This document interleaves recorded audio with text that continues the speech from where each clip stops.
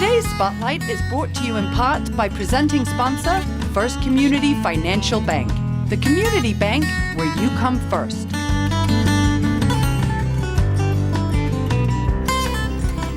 If you're just tuning in, you're watching Spotlight. I'm Jane Winnett, and my next guest is the Community United Methodist Church. And I'd like to welcome Reverend Sarah Meacham. She's the Associate Pastor.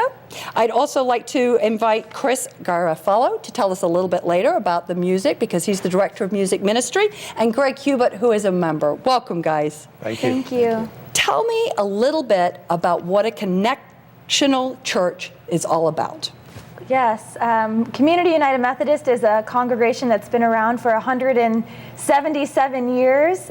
We began as the Evangelical United Brethren congregation, and then the EUB merged with the Methodist Church in the late 60s, and we became the United Methodist Church. And what that means is that we have a connectional system across the globe, so that a lot of churches are autonomous, they govern themselves, they have their own structure, but the United Methodist Church and community is part of this. We have a larger global connection, which means we have our hand all over the world, and our governing body is global. We have bishops from all over the world, and we get to be in relationship with people across oceans and across borders, and it's really a unique opportunity for us to be in ministry and in mission with people around the globe. That's really interesting. And that feeds right into something that we want to talk about, which is the Imagine No Malaria campaign, because that's certainly something that is global in nature. So, Greg, why don't you tell us a little bit about that? Okay, yes it is. It's very much a global effort. So Imagine No Malaria, the website is imaginenomalaria.org, is an effort by the Global United Methodist Church to eradicate malaria from Africa. First, to overcome the disease, and to prevent it, to end preventable deaths from malaria. It's a staggering number. Almost 500,000 children per year are dying from malaria in Africa. If you can imagine, that's three times the population of Naperville. It's just incredible. Yeah, that's staggering. Tell us a little bit specifically about how you guys are helping out with that.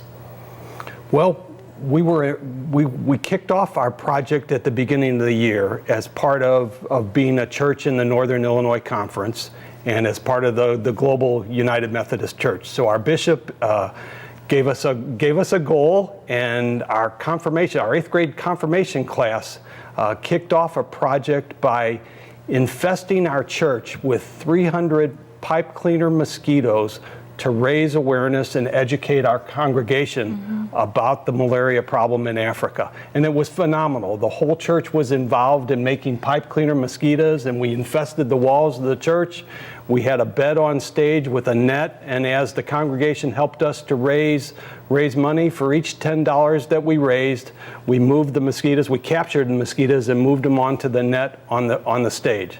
It was just a beautiful effort. Yeah, that's a very interesting way to illustrate it, right? I mean, people can actually sort of imagine in their minds what that's all about. Right, right. And we were successful in raising $4,700 as the kickoff for our campaign. And our campaign continues today.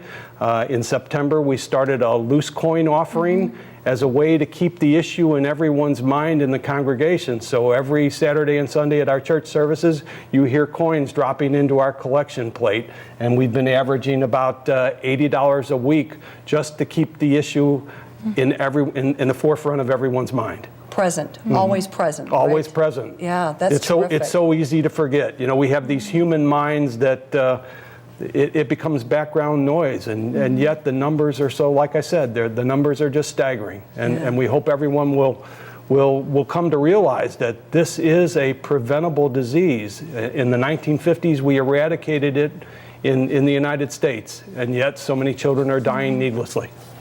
Well, and the work that you have all been doing with this campaign has also been used, the infrastructure has been used with the Ebola situation. Tell us a little bit about that, because you've translated that learning. Okay. Well, I guess the biggest thing is because, as Sarah mentioned, is that we have a presence in so much of the world we have over 300 hospitals, healthcare clinics, and healthcare centers that are in Africa.